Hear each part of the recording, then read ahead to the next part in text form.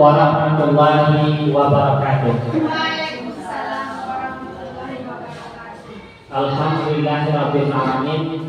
Puji serta syukur kita kehadirat Allah Subhanahu wa taala yang telah melimpahkan rahmat dan hidayahnya kepada kita semua. Berkat limpahan rahmatnya jualah pada pagi menjelang siang ini Allah berikan kesehatan dan kesempatan untuk kita berkumpul berkolaborasi di kelas 1 yang kita cintai ini, yaitu dalam rangka diseminasi atau penimbasan tentang budaya positif. Ini adalah tugas saya selaku calon guru penggerak angkatan 10, yaitu modul 1.4 tentang budaya positif, di mana tugasnya adalah seorang CGP harus melakukan penimbasan di sekolahnya yang terkait tentang budaya positif, dan videonya diambil dan nanti dikumpulkan dalam tugas SMS. Jadi Bapak dan Ibu, alhamdulillah alhamdulillah kesediaan Bapak Ibu untuk bersama-sama kita berkolaborasi tentang penimbasan budaya positif dan tugas bagi saya selaku calon guru penggerak angkatan 10. Kemudian salawat dan salam kepada Rasulullah SAW. Marilah kita selalu bersalawat kepada beliau. Semoga di hari akhirat nanti kita mendapatkan syafaat dari beliau. Amin amin ya rabbal alamin. Yang kami hormati Bapak Kepala Sekolah, yang kami hormati Ibu Majelis Guru dan hadirin wal hadirat yang hadir pada pengibasan budaya positif pada hari ini. Pertama sekali izinkan saya memperkenalkan diri. Nama Rika Marsoni, SPD, adalah guru di SD Negeri 0140 Rendang. Alhamdulillah saya termasuk calon guru penggerak angkatan 10 Kabupaten Padang. Alhamdulillah sekarang melakukan tugas dari LMS, yaitu membuat video diseminasi atau penyebaran budaya positif. Baik Pak Ibu, mungkin dengan waktu kita langsung saja ke materi. Namun sebelum acara kita mulai agar lebih berkahnya, mari kita mulai dengan bacakan basmalah. Bismillahirrahmanirrahim. Baik Pak Ibu, yang kami hormati dan kami banggakan, pertama sekali itu kita beranjak kepada budaya positif tentang perubahan paradigma, di mana untuk membangun budaya yang positif, sekolah perlu menyediakan lingkungan yang positif, aman dan nyaman agar murid-murid mampu berpikir, bertindak dan mencipta dengan mereka mandiri dan bertanggung jawab. Berarti mungkin perubahan pandangan awal paradigma ini sebuah pandangan di mana kita meyakinkan bahwa di kelas kita itu anak-anak kita itu sudah nyaman ya, sudah siap ya untuk menerima pembelajaran dari kita. Itulah bagaimana kita akan desain anak itu berpikir, kemudian rasa diterima di kelas itu. Bagaimana kita seorang guru memenuhi kebutuhan dari peserta didik itu sendiri. Kemudian, ini adalah pandangan paradigma tentang teori kontrol dan miskonsepsi. Selama ini kita bahwa guru itu harus mengontrol murid. Kemudian bahwa kritik dan membuat orang merasa bersalah dapat menguatkan karakter. Selama ini mungkin kita mencap anak itu bersalah akan menguatkan karakter mereka. Mungkin itu sama-sama kita rasakan selama ini.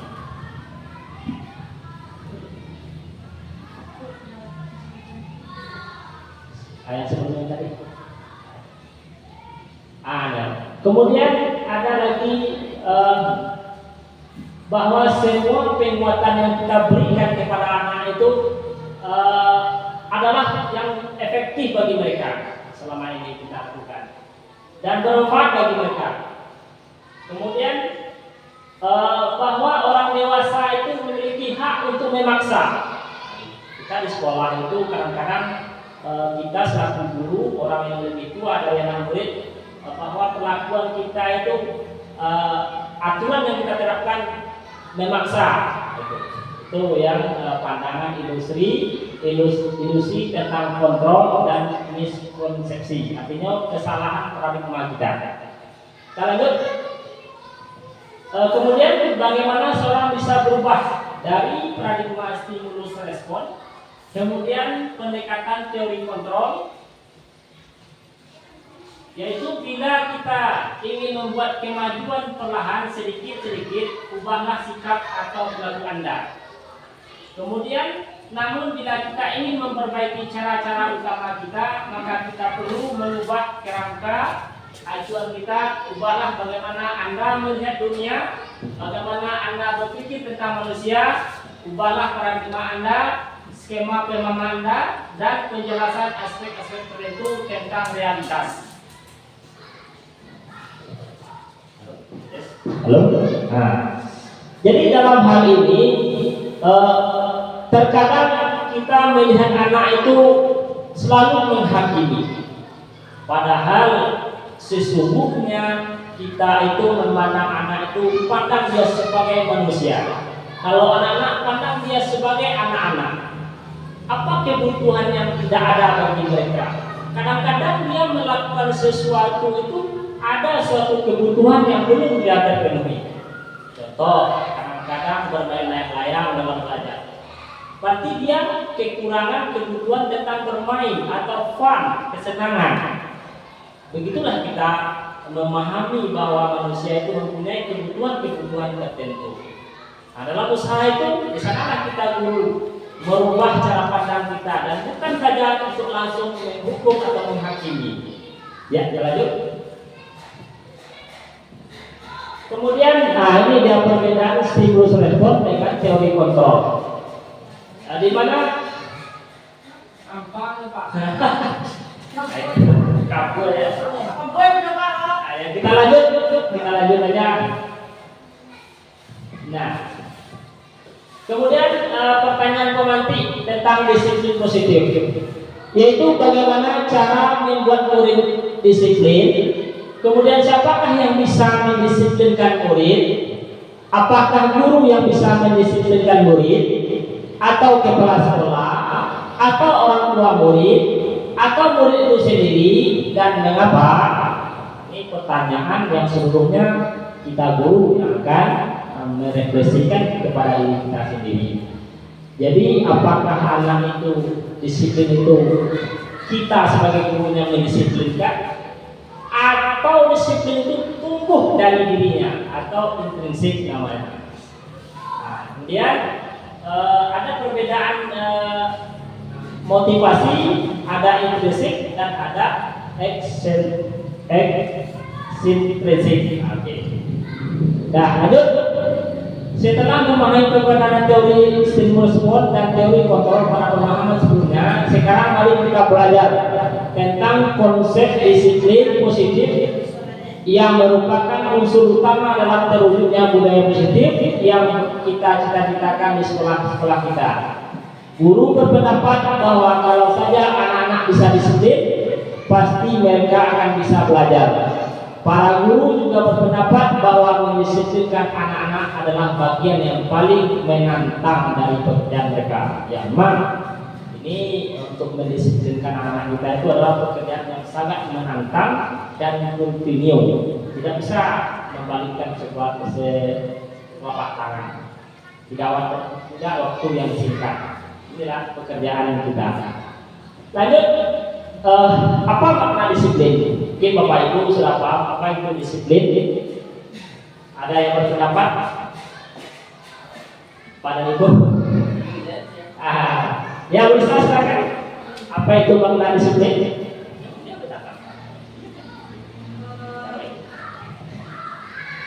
Disiplin itu artinya sama dengan itu taat peraturan. Iya. Terima kasih Bu Lisa. Tadi Bu Lisa menyatakan disiplin itu adalah taat pada peraturan. Memang asal katanya disiplin itu adalah artinya belajar. Tapi dengan bahasa kita bahwa disiplin itu usaha mempengaruhi seseorang agar dia patuh terhadap kita. Nah, itu dia kata disiplin. Kemudian kita lanjut.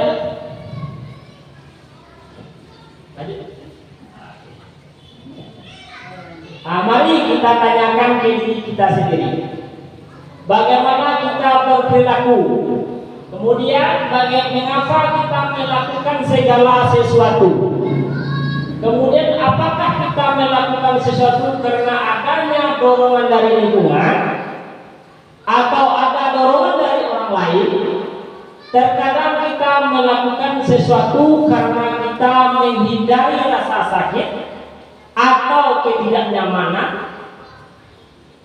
Kemudian terkadang kita juga melakukan sesuatu untuk mendapatkan apa yang kita mau. Kemudian bagaimana menurut Anda? Pernahkah Anda melakukan sesuatu untuk mendapat senyuman dari orang lain, untuk mendapat hadiah atau mendapatkan uang?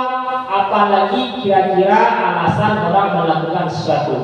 Untuk mengetahui lebih jauh mengenai motivasi manusia, ya seperti saya ceritakan tadi, bahwasannya kita saja dulu mungkin sesuatu yang kita lakukan di sekolah itu, contohnya datang tepat waktu, itu kita lakukan apakah kita takut dengan kepala sekolah atau memang dari motivasi kita yang selalu menjaga diri kita, artinya untuk berbuat lebih baik. Nah, itu adalah sesuatu motivasi yang mempengaruhi diri kita. Kalau kita takut sesuatu, mungkin takut ditegur kepala sekolah atau takut nilainya rendah, nah ini pengaruh intrinsik namanya, tidak menjadi kebiasaan. Tetapi kalau itu sudah dalam diri kita, menyadari bahwa itu kita mendisiplinkan diri kita, itulah suatu nilai yang bisa kita lanjutkan selanjutnya. Kita tak ada pengaruh dari luar, tapi hati kita dari sang mubalik kita untuk mengubahnya untuk lebih baik. Itulah nilai yang paling tertinggi. Kita lanjut. Next. Nah, ini dia teori motivasi perilaku manusia. Satu, untuk menghindari ketidaknyamanan atau hukuman. Nah, ini yang seperti saya sampaikan tadi. Kita bandingkan kepada anak-anak. Anak-anak itu datang jam 7 itu atau 7:04 atau setengah 8 itu, apa motivasi dia? Apakah dia masih takut dengan ancaman guru, takut hukuman guru, atau memang sudah lahir dari dirinya untuk datang tepat waktu? Nah, ini dia pengaruh.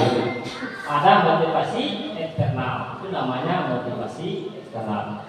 Kemudian yang kedua, untuk mendapat imbalan. Nah, ini termasuk juga kepada bagian dari motivasi eksternal. Nah, kalau kita ingin sesuatu, ingin mendapat sesuatu, atau ingin mendapatkan nilai di atas ekspektasi dari kepala sekolah, maka kita rajin tadi misalnya kan, datang tepat waktu, tugas dikerjakan. Ini eksternal. Yang ketiga, ada untuk menghargai diri sendiri, kemudian menjadi insan sesuai harapan kita. Kemudian dengan contoh, saya akan menjadi orang yang seperti apa bila saya melakukannya. Ini dia motivasi yang tujuan dari disiplin positif tadi, memang dari diri kita melakukan itu. Jadi ada motivasi itu dari eksternal, kemudian dari internal. Kalau dari eksternal tadi mempengaruhi lingkungan, mempengaruhi dunia pekerjaan, mempengaruhi atasan. Kemudian kalau dari internal itu memang dari motivasinya dari diri dia, dia mau melakukan perubahan pada dirinya. Ya seperti itu juga kepada anak kita. Anak kita itu kita lakukan pendisiplinan kita harapkan yang muncul itu memang dari dirinya, bukan dari ancaman oleh guru atau hukuman dari gurunya. Kita lanjut. Nah, ini tujuan disiplin positif. Menanamkan motivasi yang ketiga pada murid, yaitu untuk menjadi orang mereka inginkan dan menghargai diri sendiri dengan nilai-nilai mereka yang mereka percaya.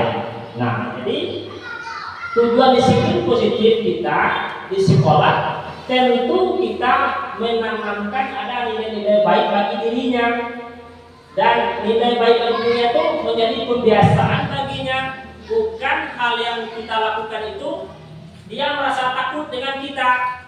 Artinya datang terlambat, takut terlambat itu karena takut dengan guru. Nah, bukan itu disiplin positif. Tapi disiplin positif itu adalah sudah muncul dari kemauan dia sendiri. Nah, itu berbeda. Nah, jadi bagaimana menanamkan ini sangat menantang bagi kita semua. Kita lanjut.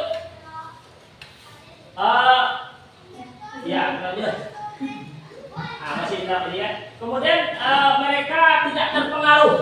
Nah, tidak terpengaruh dengan ancaman dari luar.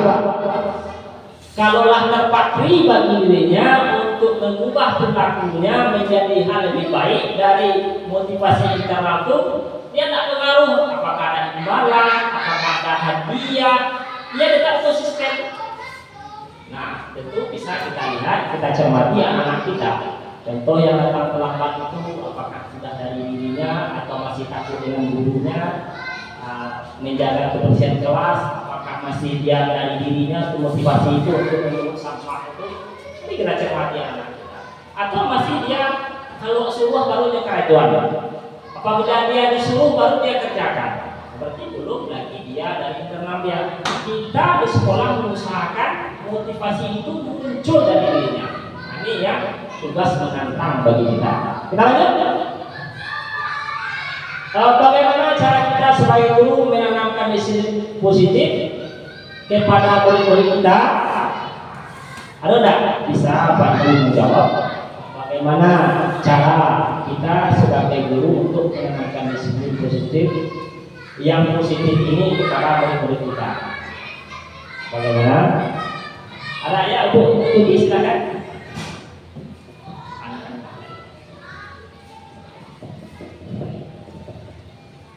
Bagaimana cara kita sebagai guru untuk menanamkan disiplin positif yang positif ini kepada murid-muridnya? Ya. Contoh. Misalnya kita setiap mulai belajar kita selalu menanamkan harus berdoa atau disiapkan dulu kemudian berdoa, kemudian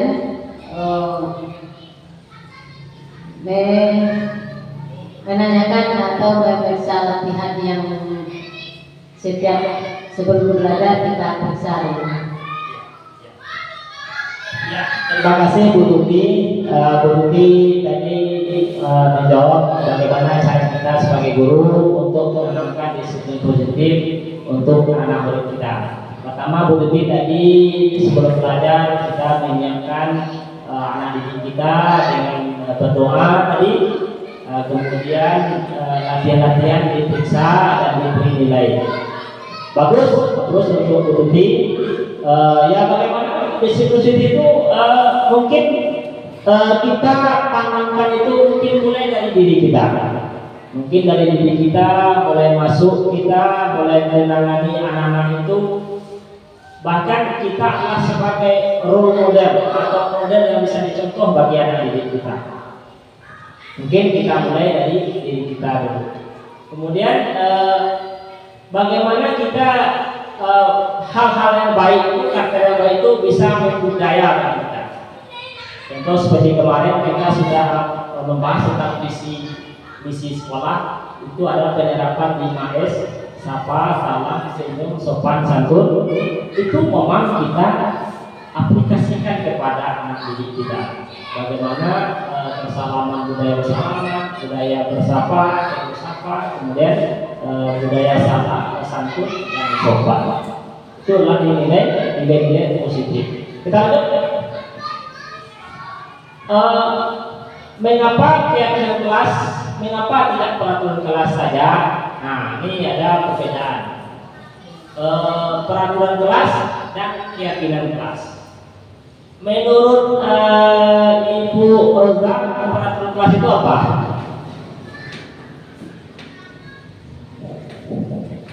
Peraturan kelas, aturan-aturan yang ada di kelas yang harus ditaati atau dipatuhi oleh siswa-siswanya, yang mana disepakati antara guru dan siswa. Keyakinan? Oke. Terima kasih Ibu Olga, sangat bagus, mantap. Peraturan sekolah kelas itu adalah peraturan yang kita buat bersama murid kita dengan metode musyawarah mufakat, disepakati dengan di kelas, itulah menjadi sebuah peraturan.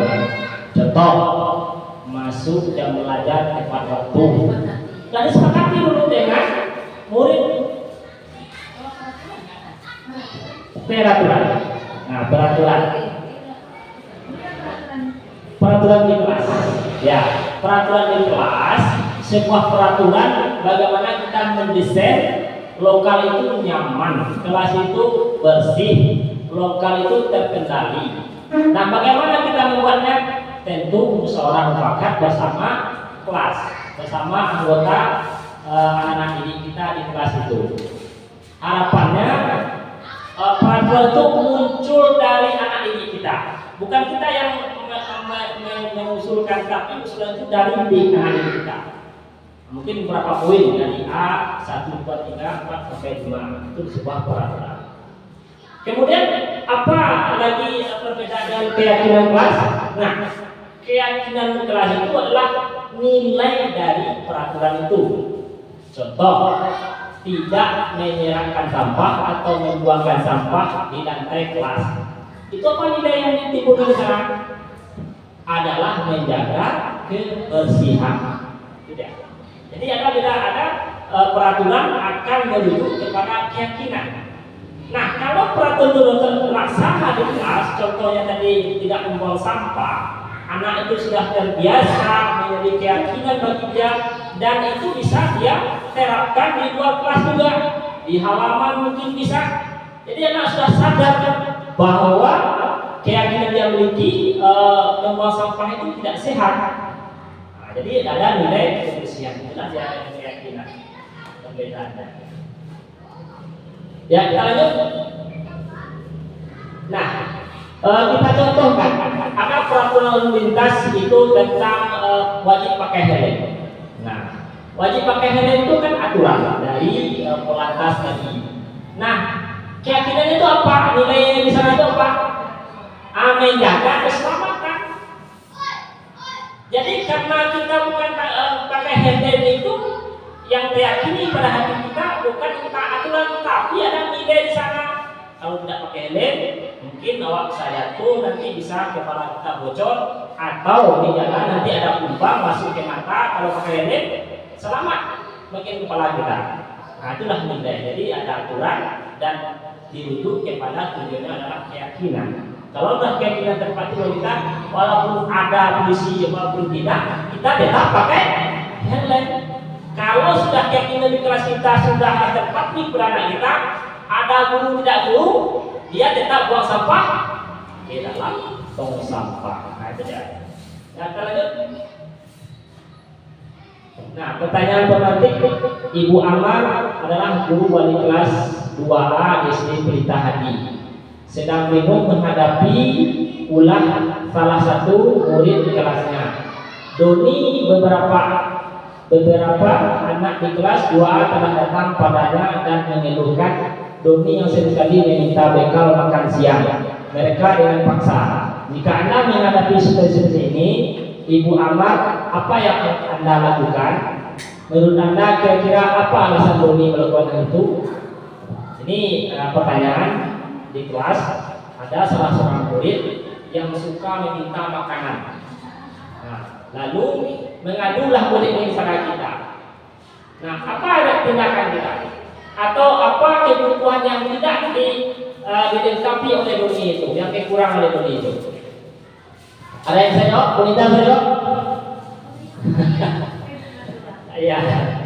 Pertanyaannya, seorang si Doni ini dia sering meminta makanan kepada temannya, bahkan secara paksa. Kemudian mengadulah murid itu yang lain itu kepada guru. Nah, pertanyaannya, apa alasannya si Doni melakukan itu? Kemudian,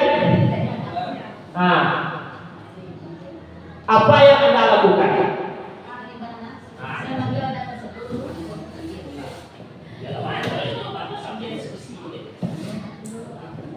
Menurut Anda apa yang kita lakukan terhadap siswa tersebut sebagai guru? Memberikan nasihat terhadap siswa tersebut? Ya, betul apa alasan Doni melakukan hal itu? Ya, ditanya dulu kepada anak tersebut. Oke, terima kasih Bu Rita telah menjawab pertanyaan dari pertanyaan pengantin tadi. Mungkin pertama sekali tentu kita panggil anak itu si Doni, kan? Jadi kenapa dia melakukan meminta terpaksa? Tentu kita sebagai guru memandang secara luas manusiawi bahwa ada kebutuhan dari Doni yang belum terlengkapi. Apa itu kebutuhan? Kebutuhan bertahan hidup. Dia lapar mungkin. Kalau dia paru, dia lah bercakap orang, makanya memaksakan si anak itu untuk minta makanan kepada teman. Itu konsep. Jadi bertahan hidup tadi. Jadi ada kebutuhan yang tidak dilengkapi, maka kita selalu guru memandangnya secara luas. Tentu, bagaimana kita selanjutnya seorang guru? Apakah kita tekankan anak untuk makan di rumah dulu, atau kita suruh anak itu bawa nasi ke sekolah makan bersama-sama? Boleh, itu sebuah trik. Kita lanjut. Ya, lanjut.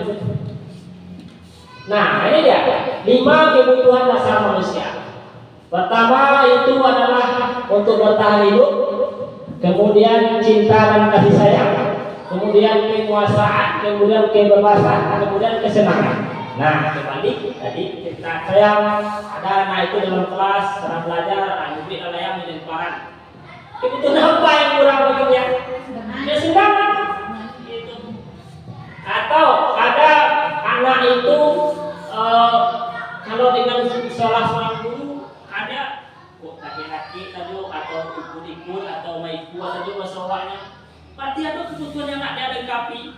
Contoh di rumah mungkin dia tidak merasakan kasih sayang. Iya, seperti itu. Halo? Ya, kita lanjutkan. Nah, kemudian tadi sekarang ada kebutuhan itu penguasaan. Contoh, di kelas itu ada anakku yang mengadang saja.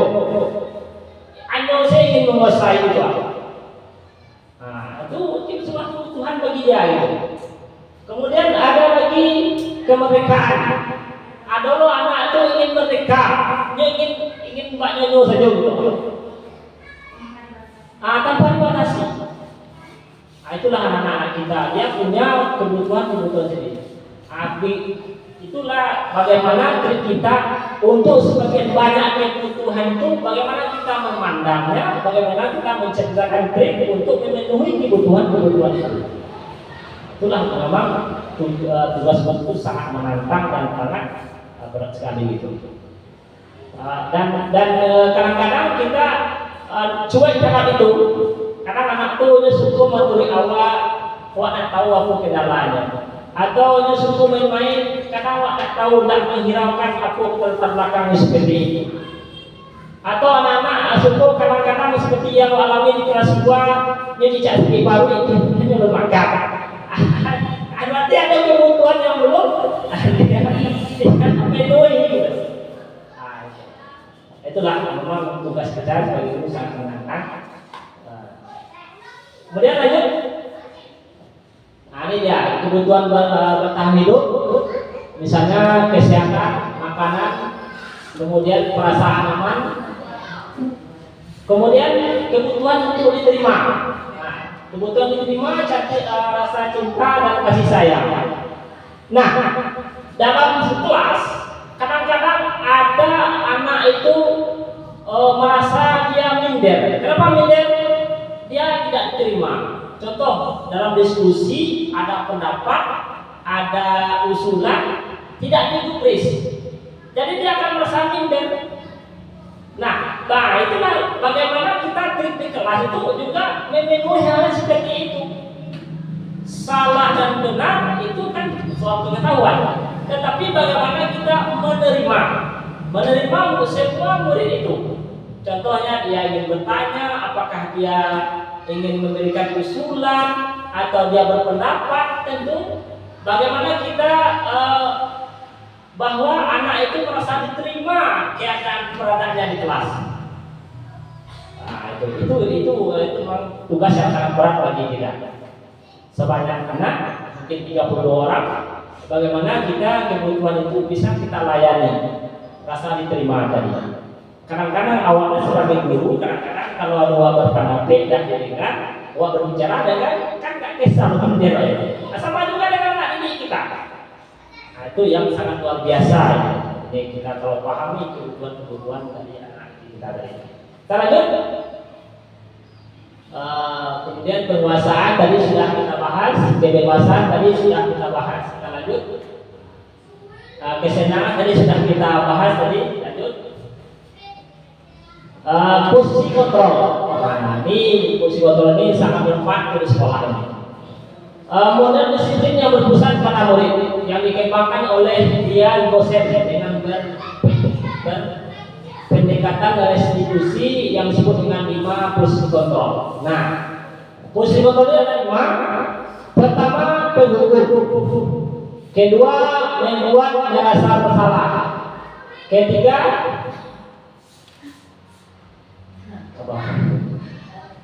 sebagai teman. Yang keempat, memantau. Yang kelima, manajer. Ini berbeda nih aktivitasnya. Kalau penghukum, contoh penghukum, aduh si Badu nyonta lambe sekolah. Bapak lambe, nado rasanya temo, lambe jatuh, lambe lalu kesembuh, tunda jalan, nado temo juga kan. Ini terlambe, pusat sebelah kali itu adalah sebagai penghukum Badu. Kemudian bapak lambe, kini masih BC. Itu sebagai penghukum. Kemudian lanjut, bagaimana tentang membuat orang merasa bersalah. Ini sebagai contoh kasus membuat orang bersalah. Contoh, nyota lambe datang sekolah atau mengikuti jam pelajaran di kelas misalnya. Udahlah mulai sekian menit menyuruh itu. Lalu tanya, bagus lambe, lupa lambe dari lupa, bagus lambe malam pramalok atau adik sakit misalnya. Terima. Yang kedua tanya lo, tahu tak apa lambe itu? Apa kerugian bagi berjawab? Jadi dia merasa apa kerugian dari dirinya? Merasa ya. Oh iya Pak, awak kehilangan pelajaran 2 jam pelajaran.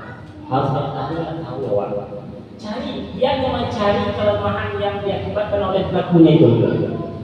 Artinya sebagai pembuat masalah. Kemudian sebagai teman, ini sebagai teman kita guru ini anak-anak yang kita bimbing dia perilaku yang bersalah itu sebagai berdiskusi layaknya seorang sebaya. Diskusi kalau dalam mekwa bahas solusinya, kemudian apa kekurangannya, apa kelebihannya sebagai teman kita. Kemudian lanjut sebagai pemantau. Nah, sebagai pemantau ini kalau di sekolah, misalnya di kelas kita sudah buat peraturan kelas, kemudian sudah buat keyakinan kelas, lalu ada yang melanggar itu, tentu kita sebagai mengobserver atau mengobservasi anak-anak yang melakukan kesalahan itu kita tegur, lalu kita tanyakan apa konsekuensinya. Itu adalah sebagai pemantau. Dia langsung melakukan, hanya mengobserver saja. Sudah lakukan atau tidak lakukan, lalu apa konsekuensinya sudah ditetapkan. Nah, dia akan mengerjakan sesuai dengan yang telah disepakati. Nah, Itu aku mantau. Kemudian manajer. Nah, ini yang menjadi yang paling tinggi nilainya, paling bagus kalau bisa dilaksanakan sekolah sangat bagus sekali. Kita sebagai manajer itu adalah seorang manajer, contoh di perusahaan, yaitu menggali latar belakang masalah, kemudian bagaimana terjadinya masalah, kemudian mencari bagaimana solusi masalah itu bisa diselesaikan. Contoh, ada anak sering tidak membuat PR. Tadi dulu aku masalah nggak PR. Kemudian dari alasannya itu aku dapat dulu yang PR baginya. Pak tanya ke dia koreksi baginya dulu. Kemudian Biko sudah tahu kesalahannya, Biko baru tanya, aku langkah terbaik. Awak sepakati langkah terbaik itu. Itulah seorang manajer. Jadi membimbing anak itu seorang manajer. Kita lanjut slide berikutnya. Nah, lalu ini adalah sebuah segitiga restitusi. Segitiga restitusi merupakan salah satu cara memperbaiki diri untuk mewujudkan disiplin diri. Kemudian segitiga restitusi adalah proses menciptakan kondisi bagi murid untuk memperbaiki kesalahannya, sehingga karakter mereka lebih kuat ketika kembali pada kelompoknya. Segitiga restitusi akan menghasilkan murid yang mandiri dan bertanggung jawab. Tepuk sandia. Aku suwo, aku tidak, suwo aku sandia. Jadi nggak tepuk yang tidur. Soalnya kita lebih semangat lagi. Kita lanjut.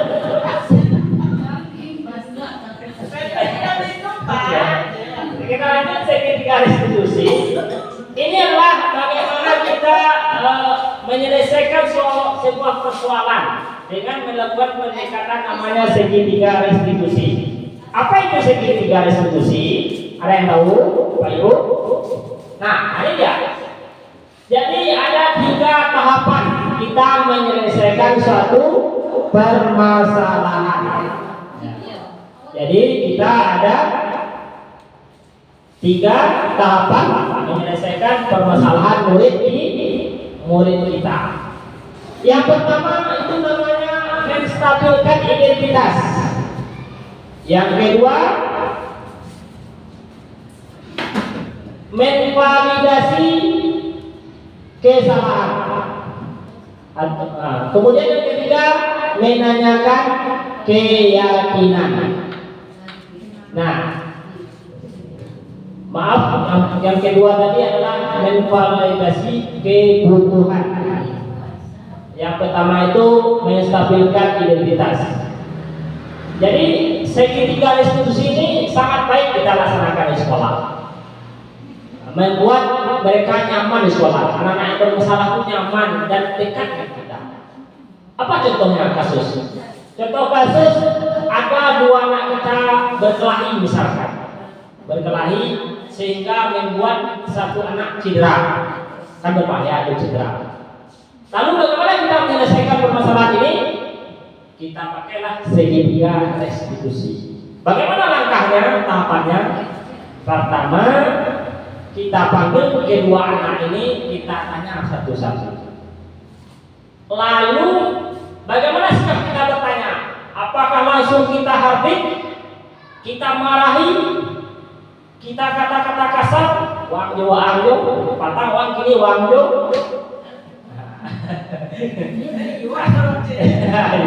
Jadi bagaimana kita? Ya wang jo, patah wang jo dia. Toko penonton. Apakah itu yang kita sampaikan kepada anak-anak? Nah ini satu dilema bagi kita. Bagaimana itu segitiga restitusi? Nah, jadi segitiga restitusi itu pertama sekali menstabilkan identitas. Jadi kita jangan mencap anak itulah salah aja, jangan. Atau kita menghukum dia lah salah, wah karya-karyaan itu tambah blok mentalnya, tambah takwinnya dia, tambah takwinnya nggak tahu dia kesalahannya nggak tahu ya. akui dengan itu, minder itu, tidak terbuka di jawaban. Bagaimana menstabilkan itu? Pertama, kita tanya dulu, ada apa? Bagaimana? Apa yang terjadi? Nah, siapa yang mulai? Kita tanya ulang-ulang. Seperti itu bertanya kepada anaknya. Ya, bagaimana terjadi? Apa yang terjadi? Siapa yang mulai? Kalau di Musa tak perlu lah mengalami bercakap kok. Hanya beliau waktu kok bijak. Itu tambah takwil, tambah lari mental itu. Tak jadi anak yang nyaman gitu, tak nyaman di sekolah itu kan. Jadi stabilkan identitas itu tuh buat dia dulu nyaman dengan kita dulu. Jangan itu kalau lagi bodi itu tuh apa takwi ini masuk takwi sampai kalau takwi dari awal itu ada apa ya itu doa itu ya itu jadi menstabilkan itu kan mungkin pertanyaannya bagaimana apa yang terjadi siapa yang memulai kemudian oke misalnya anak-anak itu yuk pak waktu ibu kepada pak oke ya mungkin aku ada kayaknya mungkin semua orang punya amarah, semua orang punya kesalahan. Untuk dia waktu itu, kalau simpai tiba mati, dikumpul mati itu ada kan jadi buruk kejadian kecelakaan. Awak boleh stabilkan dari kondisinya itu dengan cara seperti itu. Untuk dia awak dia kayu atau bom tidak ada itu. Aku masih untuk jadinya stabil emosinya tadi gitu. Kemudian mungkin semua orang itu kalau yang marah itu mungkin bisa melakukan apa saja, tapi yang bilang kamu tidak melakukan hal yang seburuk yang akan terjadi, tapi masih kepada sakit misalkan. Kemudian lalu fondasi kebutuhan itu tanya apakah menuju kepada kawan tadi itu baik? Dijawab. Tanya kayak supaya begitu. Indah pak. Indah, apa nilai yang lakukan kesalahan atau bukan kesalahan? Ayo pak, kecewakan, amulah dah dorong kami pak ya. Amu emosi pak, kesabaran kamu tak ada. Bisa dijawabkan, lawan kamu ada. Jadi kalau lawan aku itu kepada teman, aku langkah awak tanya orang dulu. Awak tanya orang dulu, mungkin aku minta maaf pak, gitu kan? Muncul dari ini awak juga minta maaf, tapi muncul dari ini. Ayo pak, awak minta maaf pak, gitu kan?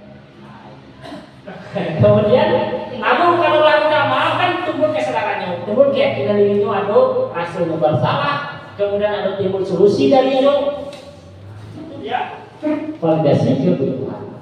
Lalu tingkat berikutnya, wak tanya keyakinan aku yang kurang.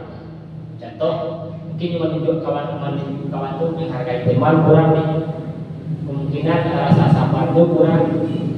Jadi untuk ke depan apa keyakinan itu kita harus menahan kesabaran, harus menghargai teman itu buat teman juga. Itu tentang segitiga restitusi. Nah kalau hal ini kita lakukan di sekolah, mudah-mudahan hal yang guru itu anak-anak itu karena kita bicara ada bayo seperti manajer tadi. Kita usahakan solusi, kita pahamkan itu yang salah, awak cari bersama dengan langkah kebaikannya, solusi baiknya. Tentu anak merasa dihargai, merasa diterima di hadapan kita. Kalau langsung kita cap uang masalah, itulah langsung kan? Ya, tidak enak sama kita lagi. Itulah ya, segitiga restitusi. Kita lanjut. Kita lanjut selanjutnya. Ini dia penerapan segitiga restitusi. Ini sudah pernah saya lakukan di sekolah. Ini fotonya nak muncul ya. Ya kita lanjut. Kita lanjut. Mungkin apanya yang salah ini kan? Ya kita lanjut. Kita lanjut. Video. Lanjut.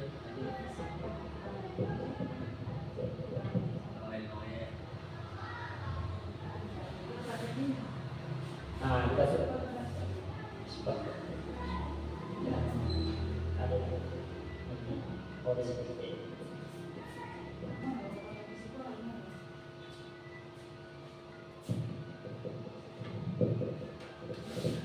Nah, kita lanjut.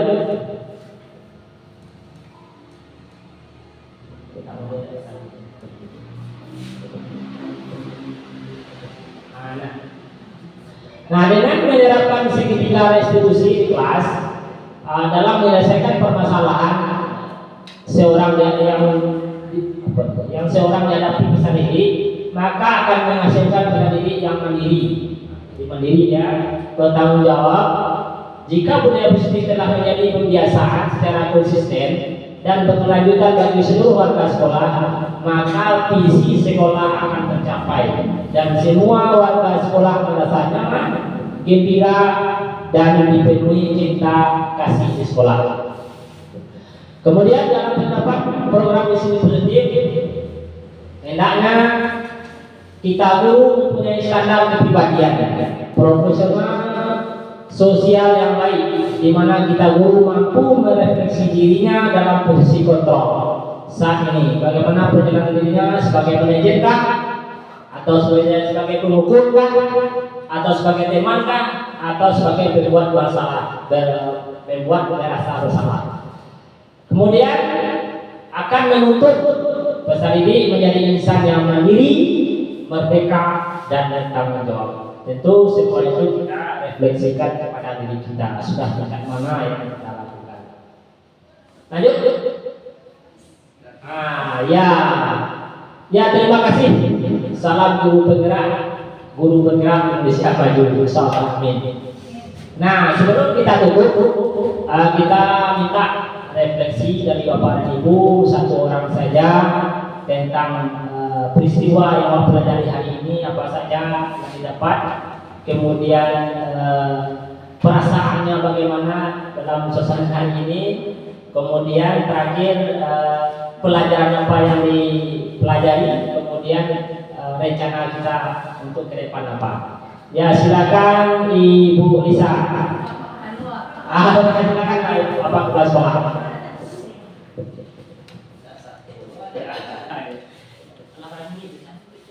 Assalamualaikum warahmatullahi wabarakatuh.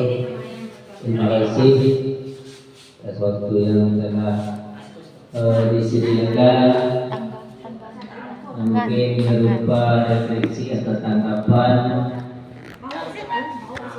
terhadap Bapak Ika Marsudi yang telah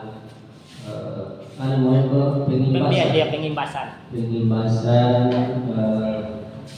mungkin berupa materi atau modul yang telah mereka share waktu kalian kemarin.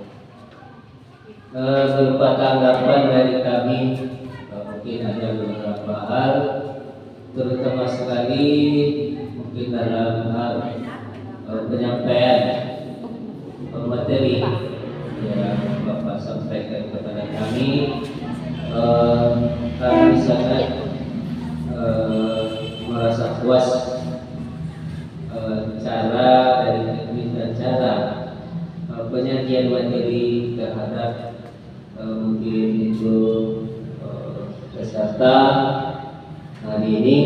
Itu sangat kami apresiasi, sangat bagus dan sangat luar biasa.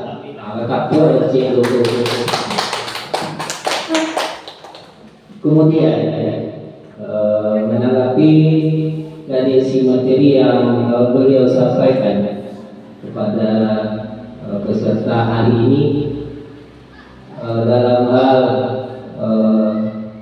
kita sebagai keluarga satu pendidikan, baik itu guru, kepala sekolah maupun tenaga pendidikan, itu sangat baik. Kenapa kami katakan demikian? Dalam hal materi yang Bapak sampaikan kepada kami itu merupakan hal yang sudah lama mungkin kita tahu tapi tidak kita rasakan. Makanya pada hari ini kami mengapresiasi keberadaan undang-undang kampung tua itu mungkin kok terlalu selama mungkinlah kita jagoan tentu Assalamualaikum adalah tertimbulan. Kenapa kami berkata demikian?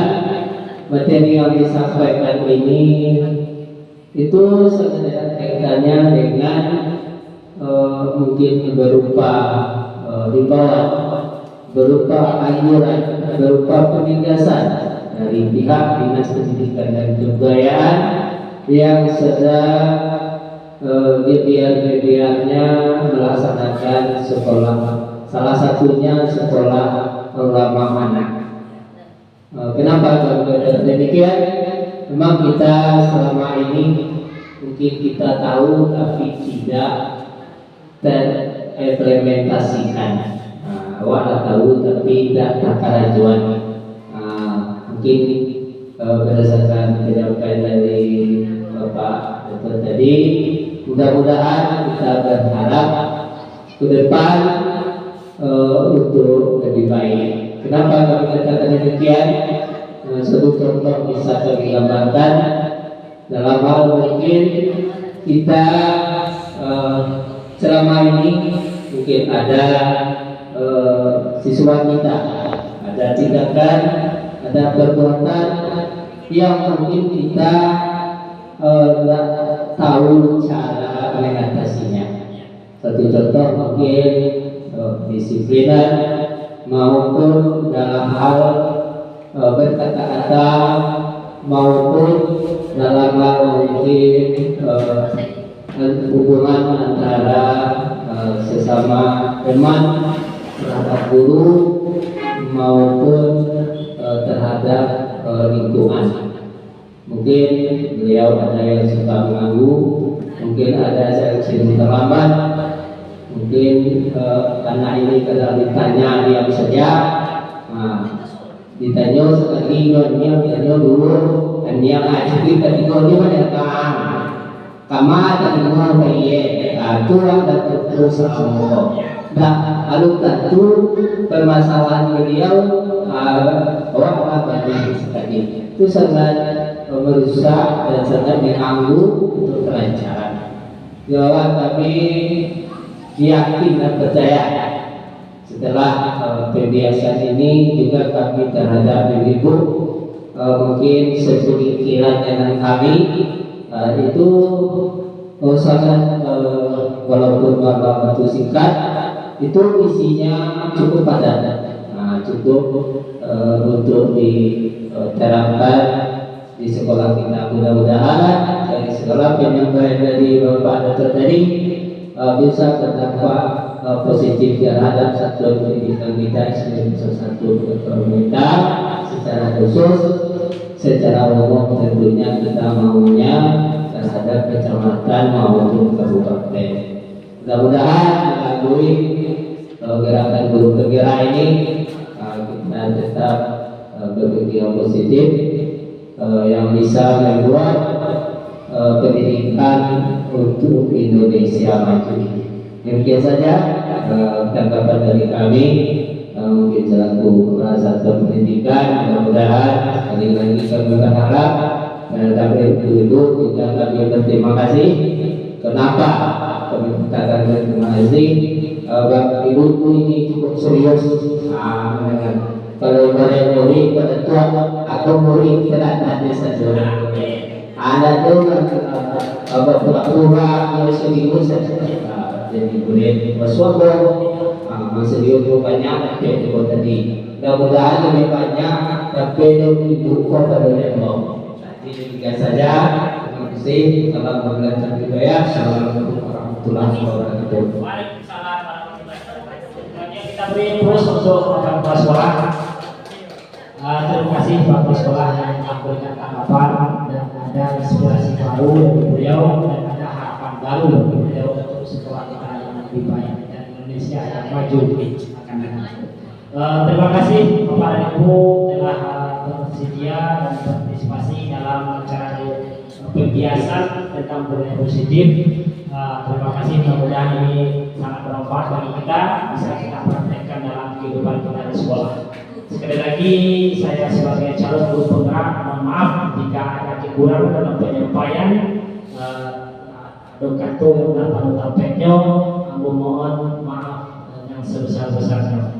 Dan terima kasih sekali lagi. Kami sudahi dengan wabillahi taufiq wal hidayah.